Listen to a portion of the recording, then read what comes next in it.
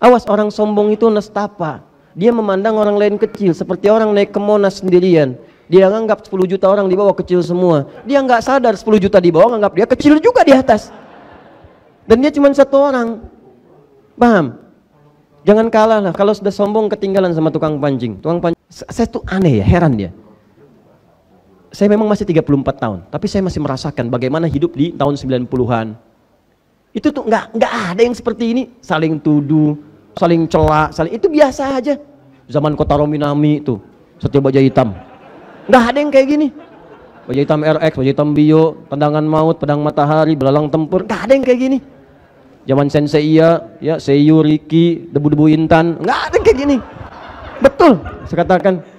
Zaman Sailor Moon, Doraemon, Pokemon kekinian lah, gitu ya. Itu nggak ada yang kayak gini. Apalagi Dragon Ball, Son Goku, Son Gohan, penulisnya Yusuke Watanabe. Saya paham saya. Anda aja belum tentu tahu. Saya hampir nggak pernah nonton begituan. Tapi saya baca tuh tahu. Ya. Nggak pernah. Zaman Del Piero, majalah Bobo disebutkan di situ 1 kali napas 2.000 rupiah. Nggak ada yang kayak gini. Demi Allah saya katakan nggak ada. Nggak ada orang ribut-ribut begini, celah ini, celah itu. Demi Allah, tenang itu kehidupan. Makanya saya suka bingung, ini tiba-tiba 2000-an ke sini, kenapa pada ramai begini, asalnya dari mana gitu? Dari mana gitu? Siapa yang mengajarkan? Apa keinginannya? Nah, tapi tetap kita pun tidak boleh berprasangka buruk. Kalau kita sama-sama berprasangka buruk, apa bedanya? Makanya saya katakan, sudah, kalau ada yang demikian, jangan disoal. Maafkan dan doakan. Tugas kita bukan paksa orang. Kalau dicela nggak apa-apa. Terima celaan itu, kalau baik evaluasi, kalau benar itu evaluasi diri. Tapi kalau salah itu kemudian tidak harus merespon dengan yang buruk. Maafkan, dan itu resiko masing-masing. Dan itulah dakwah. Tapi saya ingatkan, kalau ada yang belajar seperti itu, belajar tapi senang mencela orang, nyalahin orang, debat orang, dan sebagainya, maka lihat baik-baik kata Nabi, huwa finnar. Orang itu sedang mengurangi pahalanya dan tempatnya di neraka. Auliyasrifa wujuhan nas ilaih, atau dia belajar cita-cita jadi ustadz supaya yang populer, dan kemudian dengan popularitasnya dia kumpulkan jamaah, dia arahkan kepada dirinya saja dan nggak boleh belajar dengan orang lain. Hadisnya ada. Auliyasrifa wujuhan nas ilaih, dia ngajar orang belajar pengetahuan sampai jadi ustadz supaya orang berpaling ke dia aja, bukan pada yang lain. Belajar dengan saya aja, yang lain salah, yang lain nanti terperosok kepada bid'ah. Padahal Anda pun belum mengerti apa itu bid'ah. Tapi Anda dijaga, diterangin versinya aja. Dan dijaga sampai di situ supaya tidak belajar dengan yang lainnya. Tidak menambah wawasan Anda, tidak menambah pengetahuan Anda. Itu kan bertentangan dengan Quran langsung. Quran mengajak kita untuk banyak belajar. Anda dibatasi pelajaran Anda. Nabi mengajak Anda menambah wawasan. Anda diminta belajar pada itu aja, jangan pada yang lain. Sedangkan sifat manusia tidak sempurna. Bagaimana kalau satu orang itu salah berijtihad, maka semua akan salah. Ini yang jadi bahaya. Jika ada yang seperti itu, maka tempatnya di neraka. Dan kelak di Al-Ahzab disebutkan, muridnya akan mengadu kepada Allah. Awas, akan mengadu. Kalau dia pejabat, ngadu. Kalau dia ustadz, ngadu. Ya Allah, timpakan azab kepada dia 2 kali lipat karena dia saya salah. Kalau dia pejabat, maka karyawan mengadu. Ya Allah, timpakan kepada dia 2 kali lipat. Ya Allah, karena dengan petunjuk dia saya salah. Saya dipaksa berbuat maksiat. Saya ikut tuh karena dia. Saya diminta gini, saya belikan tiket yang palsu, tuliskan yang palsu. Ya Allah, saya tidak punya kekuatan saat itu. Kalau saya masuk neraka sekarang, timpakan kepada dia 2 kali lipat. Termasuk guru yang seperti itu. Huwa finnar, kata Nabi. Guru di neraka. Nah, maka seperti itu. Jadi kalau gurunya sudah banyak mencela, maka otomatis muridnya pun akan pandai mencela. Ya. Itu yang paling bahaya. Jelas ya? Nah, saya tidak sedang menyoal siapapun, tidak. Saya ingin menjelaskan fungsi keterangan Nabi. Kalau Anda keberatan, silahkan tanyakan pada Nabi. Yang paling bahaya itu Anda belajar Quran dengan sunnah, tapi Anda melanggar ketentuan Quran dan sunnah. Pertanyaan saya, yang Anda pelajari apa? Apa? Pernah satu ketika saya disebut sesat. Wong sesat. Apa di antara kesesatannya? Ini ustadz yang membenarkan kunut. Innalillahi wa inna ilaihi raji'un. Saya cuma menyampaikan secara objektif karena kita diamali pengetahuan. Saya ini subuh saya tidak kunut. Saya kunut nazilah. Tapi kalau saya diundang kemudian di masyarakat itu kunut subuh, saya pimpin dengan kunut. Itulah keteladanan dari imam-imam kita sebelumnya. Karena yang kunut ada dalilnya, saya terangkan dalilnya. Yang tidak kunut ada dalilnya, ini dalilnya. Yang tidak kunut menyebut yang kunut bid'ah, saya jelaskan hadisnya begini. Maksud kalimat bid'ah itu begini, begini, begini, begini. Saya tuliskan semuanya. Atau tahu apa yang terjadi? Sekelompok orang datang karena dia tidak kunut, dia menyoal yang lain itu yang kunut salah semua, bid'ah. Kalau bid'ah itu sesat, kalau sesat itu neraka.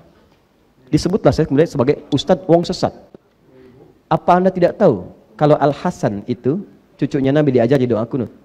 Apa Anda tidak tahu bahwa Ibnu Umar itu kunut? Tuh, sampai bersin, alhamdulillah. Apa Anda tidak tahu kalau Imam Asy-Syafi'i itu kunut? Sedangkan Imam Asy-Syafi'i imam besar, mulia, kitabnya banyak. Gurunya Imam Ahmad bin Hanbal. Imam Ahmad bin Hanbal itu muridnya Imam Asy-Syafi'i. Mazhab Imam Ahmad bin Hanbal menyebar sampai punya murid. Kemudian ada Ibnu Taimiyah, Ibnu Qayyim Al-Jauziyah. Kekinian kemudian Syekh Nasruddin Al-Albani. Muhammad Nasruddin Al-Albani itu mazhab baik, di antaranya Hambali. Diambil oleh beliau banyak. Imam Ahmad bin Hanbal itu muridnya Imam Asy-Syafi'i, menyanjung Imam Asy-Syafi'i. Cuma pilihan dengan gurunya dalam kunut berbeda, tapi tidak pernah menyebut Imam Syafi'i bid'ah. Enggak pernah. Dan silahkan cek, enggak ada dalam zaman sahabat yang kunut dengan yang tidak saling menyalahkan, bahkan mencela dan sebagainya. Pada zaman imam nggak ada. Antum kenal Imam Syafi'i? Oh iya, belakang ada yang kenal tuh. Wah biasa. Loh, Imam Syafi'i datang ke majelisnya Imam Abu Hanifah. Imam Abu Hanifah sudah wafat. Jadi Imam Abu Hanifah itu wafat di tahun Imam Syafi'i lahir, 150 Hijrah. Yang ada di antara murid-muridnya, begitu datang ke sana dengan murid-murid Imam Syafi'i, subuh dimintalah beliau jadi imam. Murid yang mengatakan pendapat kita unggul nih, karena kunut. Imam Abu Hanifah nggak kunut, mazhabnya tidak kunut, bahkan murid-muridnya nggak kunut. Tapi begitu beliau sholat subuh, ternyata Imam Asy-Syafi'i tidak kunut. Bayangkan, tidak kunut. Begitu selesai salam dan seterusnya, muridnya tanya, guru kenapa anda tidak kunut? Mazhab kita kan kunut. Apa kata Imam Asy-Syafi'i? Saya menghormati pendapat Al-Imam Abu Hanifah rahimahullah yang berlaku di sini. Imam Asy-Syafi'i kunut. Datang kemudian dengan Imam Ahmad bin Hanbal. Begitu sholat di tempatnya Imam Ahmad bin Hanbal, muridnya mempersilahkan guru, silahkan untuk memuliakan gurunya. Kata Imam Asy-Syafi'i, tempat di sini lebih tahu dengan suaramu. Maksudnya kebiasaan sholatnya ngikuti kebiasaan kamu, jangan saya yang jadi imam. Itu fikihnya. Jadi kalau anda datang ke tempat mazhab yang lain, anda belajar fikih mazhab itu, bukan orang itu disuruh ngikuti mazhab anda. Salah. Saya di Indonesia nggak ada mazhab di sini. Maksudnya banyak nih, ada yang Syafi'i, ada yang Hambali, ada yang macam-macam. Kita pelajari. Saya diundang ke Malaysia, di sana mazhab Syafi'i. Maka saya belajar mazhab Syafi'i. Bukan orang Malaysia saya suruh belajar mazhab saya. Bukan seperti itu caranya. Maka kata Imam Syafi'i, anda yang imam. Begitu beliau imam, beliau nggak kunut. Dan Imam Syafi'i pun tidak kunut.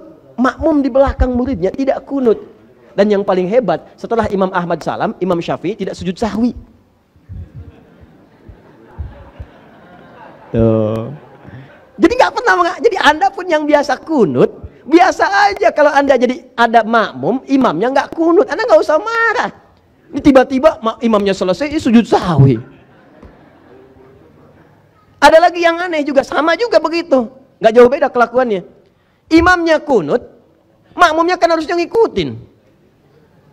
Ya kan kata Nabi, innama ju'ilal imamu liyutamma bihi. Imam dijadikan untuk diikuti. Awas, jadi kalau imamnya sujud, anda jangan ruku. Imam sujud, anda sujud. Imam kunut, anda kunut. Di ketika imam mengatakan Allahumma hdina fiman hadait, imma anda ikuti atau anda aminkan. Ya, ini kan aneh. Imamnya kunut, jadinya diem. Allahumma hdina fiman hadait, bid'ah. Gimana sih? Bingung saya. Coba lihat, belajar lagi deh, coba lihat, belajar lagi. Syekh Utsaimin rahimahullah, masya Allah, itu orang baik, soleh. Syekh Utsaimin itu orang soleh, orang baik, orang tawadhu, nggak gemar dipuji orang. Apa fatwanya pada hal ini? Ketika anda tidak kunut dan sholat di belakang orang kunut, maka anda mengaminkan, ikut kunut. Coba kalau benar belajarnya tuh seperti itu. Nah, ini yang agak heran itu. Ini kan saya pernah terangkan dalam, nanti satu saat kita ngambil bab fikih ikhtilaf. Nabi itu kan memberi tuntunan, ini terakhir ya. Nabi memberi tuntunan itu gini, ada dua. Satu dalil, satu contoh. Satu dalil, satu contoh. Kalau ini ada, maka ini menunjukkan tidak ada alternatif dalam ibadah karena semua umat bisa mengerjakannya. Jadi nggak boleh kreatif. Ya, jangan terlampau kreatif. Misal, takbir nih. Takbir itu satu contoh, satu dalil. Ucapkan Allahu Akbar. Kata Nabi, fayaqulu, maka dia ucapkan Allahu Akbar. Allahu Akbar. Jelas sekali. Contoh jelas, dalil jelas. Kenapa tidak ada alternatif? Karena semua umat bisa mengerjakannya. Jadi anda nggak usah kreatif. Tiba-tiba anda sholat, Allahur Rahman. Kenapa nggak Allahu Akbar, Pak? Itu keseringan dari dulu begitu. Karena nama Allah banyak. Dalilnya Quran surah 17 ayat 110. Qulidullah awin Ar-Rahman. Sebut nama Allah atau Ar-Rahman. Ini yang benar Nabi atau orang ini terlampau soleh? Jadi kalaupun dia punya pendapat bertentangan dengan dalil, pendapat bertentangan dengan contoh Nabi, maka tepikan pendapat itu walaupun dia memukau. Tepikan. Jelas?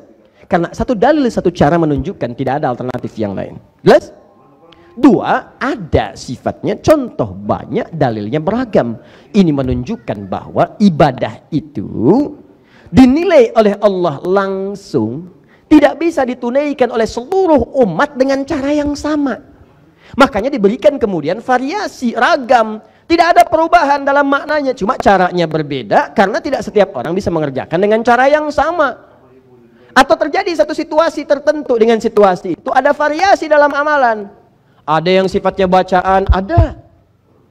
Ada yang sifatnya gerakan, banyak. Ya. Bacaan misalnya, riwayat Al-Quran aja cara bacanya bukan satu, ada 7 riwayat yang mutawatir. Tambah 3 yang masyhur, tambah 4 yang syadz, 14 riwayat. Yang dibaca dalam sholat bisa 7 riwayat. 7 riwayat ini yang kita baca hafaz dari Asim. Ya. Bismillahirrahmanirrahim. Alhamdulillahi rabbil alamin. Arrahmanirrahim. Maliki yaumiddin. Maliki yaumiddin. Hafaz dari Asim. Tapi qalun Warsh dari Nafi' membaca dengan pendek. Maliki yaumiddin. Maliki yaumiddin. Ada. Apakah merubah arti makna? Tidak, menambah keluasan keagungan Allah Subhanahu wa taala. Beda baca. Itu masih biasa. Yang paling dahsyat begitu masuk ihdinas siratal mustaqim. Ihdinas siratal mustaqim. Kita pakai sad, hafazan Asim. Tapi qalun dengan Warsh ada menggunakan sin. Wajah di antara wujuh qiraat qalun Warsh pakai sin. Ihdinas siratal mustaqim. Ihdinas siratal mustaqim. Sin. Qunbul pakai zai, murid Ibnu Katsir. Ihdinas siratal mustaqim. Ihdinas siratal mustaqim. Pakai zai. Dahsyat nggak tuh? Ada yang sad, ada yang sin, ada yang zai. Apakah merubah arti? Tidak. Lantas kenapa sad pindah ke sin? Karena ada orang Arab yang lisannya nggak bisa sad. Begitu disebutkan sad, sin. Sad, sin. Utlubul ilma walau bisin. Utlubul ilma walau bisad. Sad, sin, sad. Oh. Jadi kalau Anda paksa sampai kiamat kurang 2 hari, susah dia. Sehari lagi buat taubat, ngapain paksa orang? Ada yang nggak bisa sad, nggak bisa sin, zai. Pak ya, ihdinas siratal mustaqim, ihdinas siratal mustaqim. Sad, zai. Astagfirullahaladzim. Sad, zai. Sabun, zabun. Tuh. Sin, sad. Salaman, salaman. Anda paksa-paksa nggak bisa.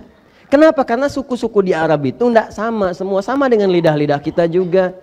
Ada yang nggak bisa mengucapkan dengan kalimat yang sama. Jadi kalau Anda paksa nggak akan ketemu. Makanya turun riwayat ini. Tuh.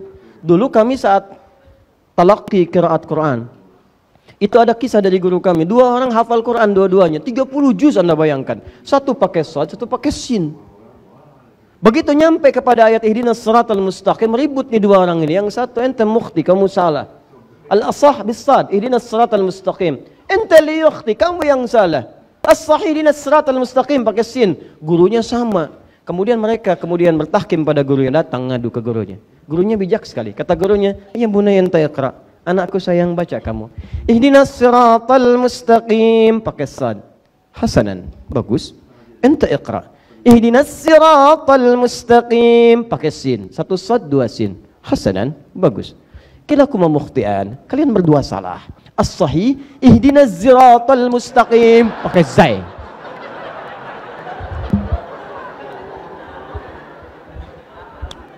Gurunya ingin mengajarkan, kalaupun Anda sudah hafal Quran, ada pengetahuan, jangan menganggap orang lain salah dulu.